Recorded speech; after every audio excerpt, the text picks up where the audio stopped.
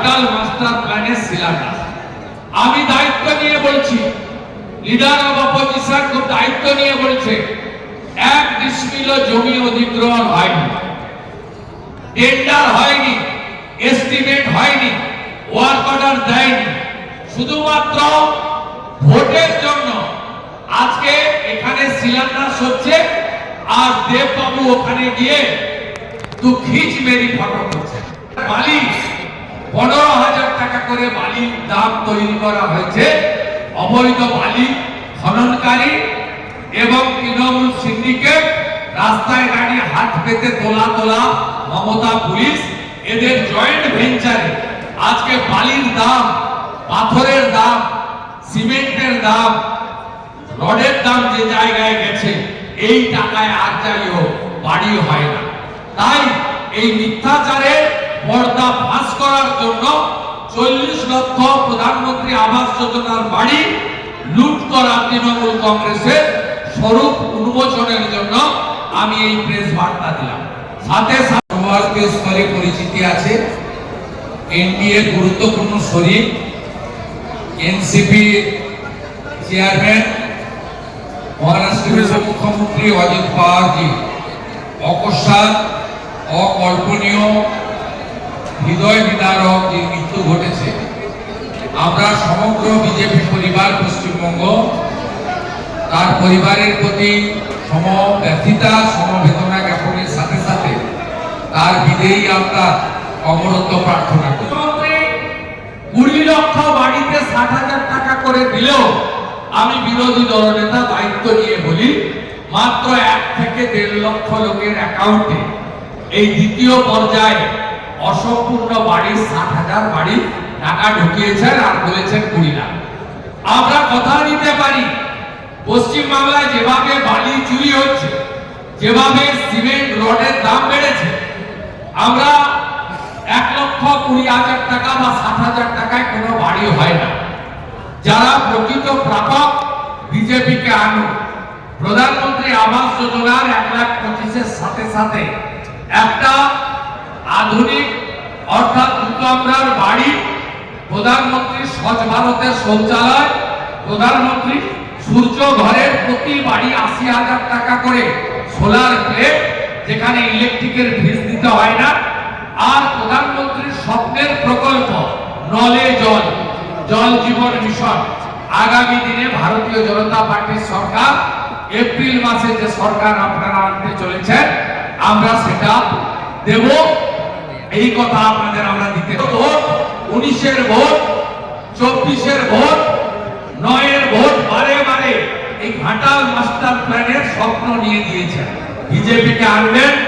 প্রধানমন্ত্রীর ইরিগেশন স্কিমে আমরা 50% টাকা কেন্দ্র, 50% টাকা রাজ্য দিয়ে বিজেপি সরকার তৈরি। 1 বছরের মধ্যে ঘাটাল মাস্টার প্ল্যান কার্যকর রূপায়ণ করার দায়িত্ব ভারতীয় জনতা পার্টি।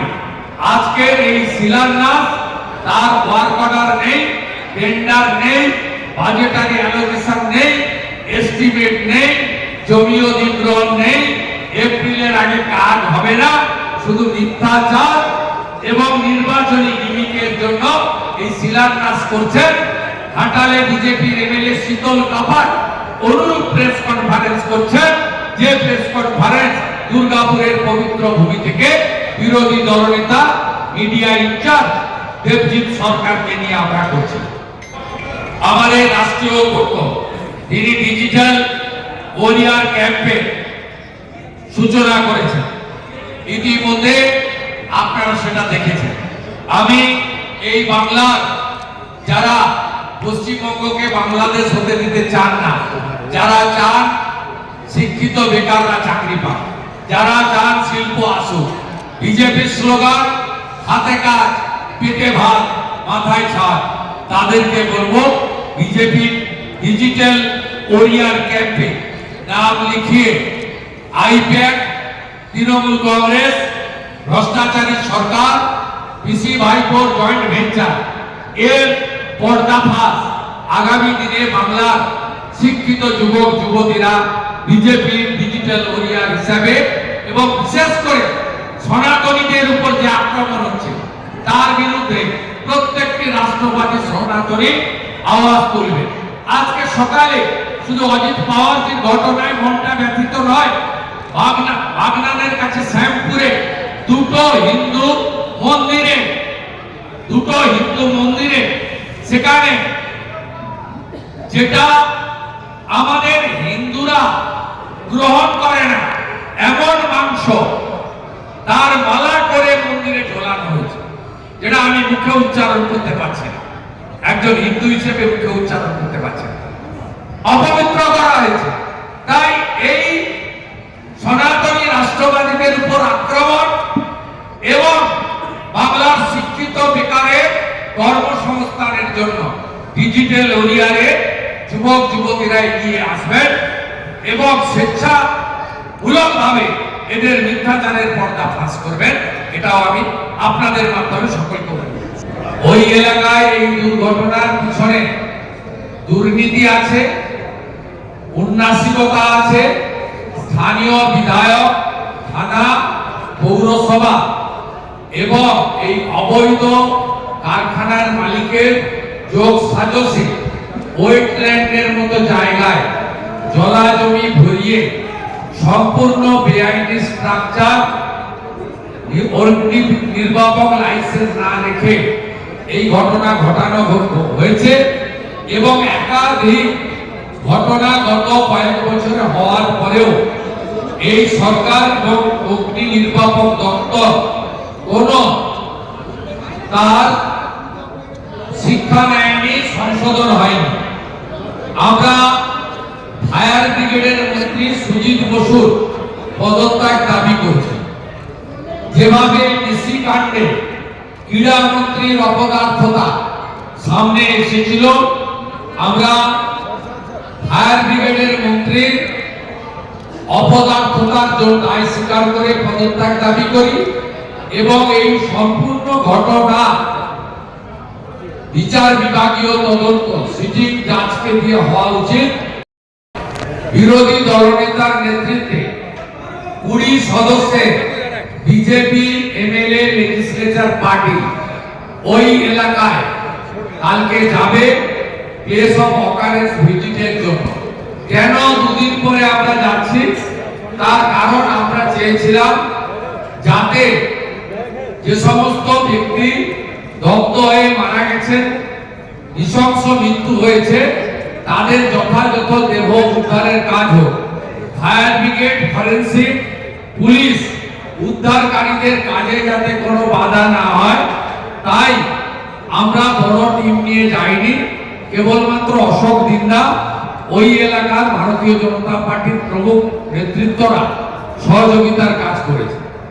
আগামীকালই পরিদর্শনের পরে আমরা একটি প্রতিবাদ মিছিল করে নরেন্দ্রপুর থানার উদ্দেশ্যে যাব এবং সেখানে গিয়ে আমরা শান্তিপূর্ণ গণতান্ত্রিকভাবে বিজেপি এই এত বড় ঘটনার প্রতিবাদ করব। তারপরেও যদি ওরা ব্যবস্থা না নেয়, নিখোঁজ পরিবারের লোকজনকে নিয়ে বিরোধী দলনেতা যেখানে যাওয়ার দরকার হলে সচিবালয়ের সামনে গিয়েও যদি নিখোঁজ পরিবারকে নিয়ে বৃহত্তর ধর্ণা অবস্থান করতে হয়, ভারতীয় জনতা পার্টি সে কাজ করবে, এটুকু আমি আশ্বস্ত করি। বিরোধী সরকার থাকা সত্ত্বেও মোট 2023 সাল পর্যন্ত মোট 30,000 কোটি টাকা দিয়েছে। যদি 2004 থেকে 14 ইউপিএ 1, ইউপিএ 2, যে সরকারের 9 থেকে 12 মমতা বন্দ্যোপাধ্যায় নিজেও ছিলেন রেলমন্ত্রী হিসাবে, শরিক ছিলেন, সেই সরকার পশ্চিমবঙ্গে 4,654 কোটি টাকা দিয়েছে 10 বছরে।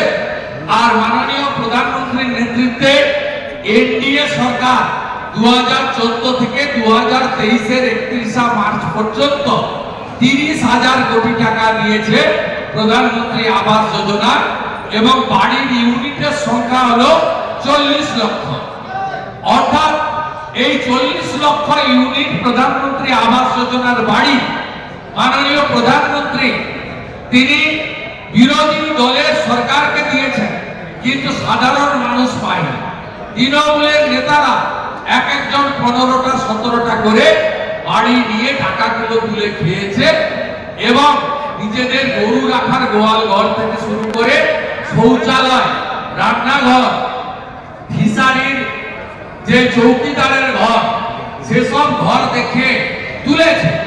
নওদার এক তৃণমূলের প্রধান মহোদয়া, তিনি গতবারে প্রধান ছিলেন 18 থেকে 23, সেই মহিলা একা আত্মীয় স্বজনের মিলে 17টা বাড়ি নিয়েছে। সাগরদিঘির কাবিলপুর অঞ্চলের প্রধান, তৎকালীন প্রধান লাইলা বিবি, তিনি আত্মীয় স্বজন, চাচা জেঠি, কাকা খুড়ি, ভাইপো ভাস্তা মিলে 35টা আবাসের বাড়ি লুট করেছে। এইটা হচ্ছে পশ্চিমবঙ্গের আসল চিত্র।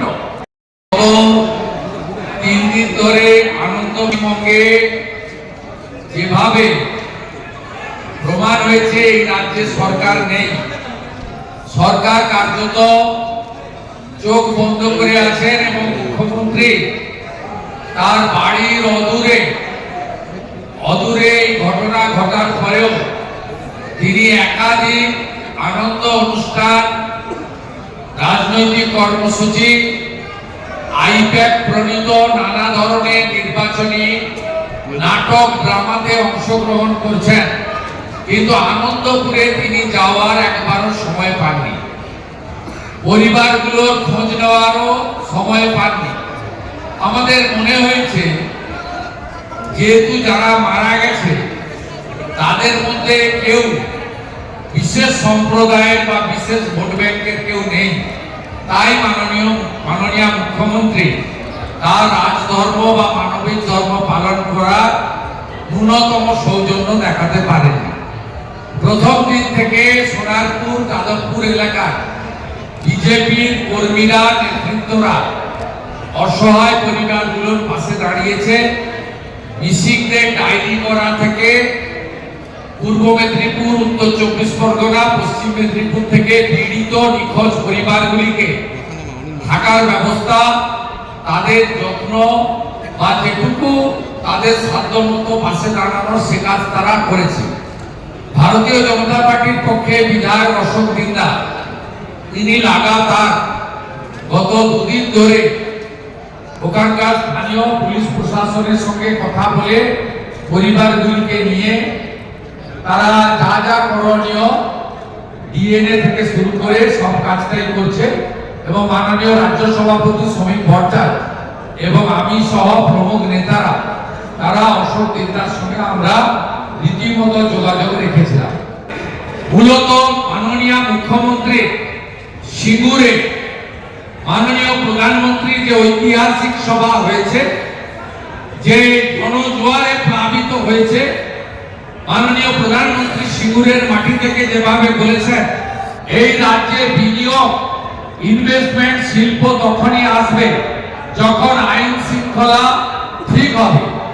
তাই প্রধানমন্ত্রীর এই সফল সভাকে দেখার পরে এরা চিন্তিত হয়ে তৎক্ষণাৎ 1 সপ্তাহের মধ্যে মুখ্যমন্ত্রীকে ওখানে ছুটে যেতে হচ্ছে। কোথায় যাচ্ছেন?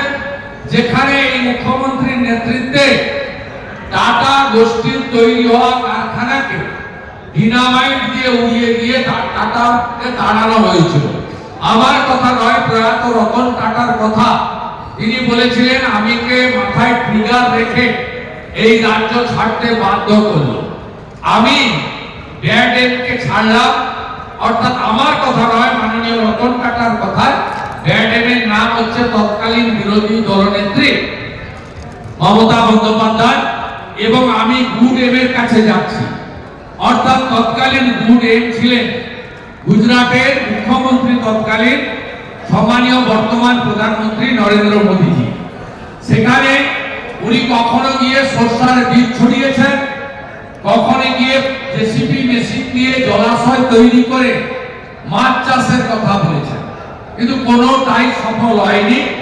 সিঙ্গুর কার্যত মমতা বন্দ্যোপাধ্যায়ের হাতে শ্মশানে পরিণত হয়েছে। তাই 15 বছরে কোনো বড় বিনিয়োগ, বড় ইন্ডাস্ট্রি পশ্চিমবঙ্গে আসেনি।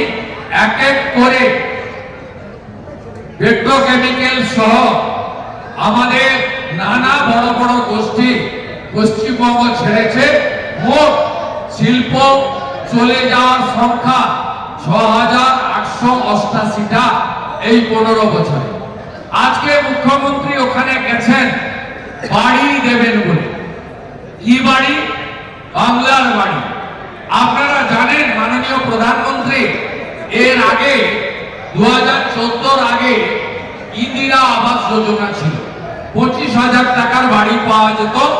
একটা গ্রাম পঞ্চায়েতে ২-৩টে করে বাড়ি বছরে আসতো। মাননীয় প্রধানমন্ত্রী দায়িত্ব নেওয়ার পরে ২০১৫ সাল থেকে তিনি ১,২৫,০০০ টাকা সমতলে, ১,৬৫,০০০ টাকা পাহাড়ি এলাকায় প্রধানমন্ত্রী আবাস যোজনা চালু করেন এবং শহরে ৩,৫৫,০০০ টাকা বাড়ি তৈরির স্কিম প্রধানমন্ত্রী আনেন। প্রধানমন্ত্রী আবাস যোজনাতে গোটা ভারতবর্ষ জুড়ে এখনো পর্যন্ত প্রায় ৬ কোটির কাছাকাছি রুরাল বাড়ি তৈরি হয়েছে, যে বাড়িগুলো এগ্রিমেন্ট ভারত সরকার বা সরকারের সঙ্গে ওই বাড়ির যিনি কর্ত্রী রয়েছেন মহিলা প্রবীণ সদস্য, তার নামে এগ্রিমেন্ট করতে হয়েছে। এটাই প্রধানমন্ত্রী নারী ক্ষমতায়ন, নারী সশক্তিকরণে তার সবচেয়ে বড় উদাহরণ।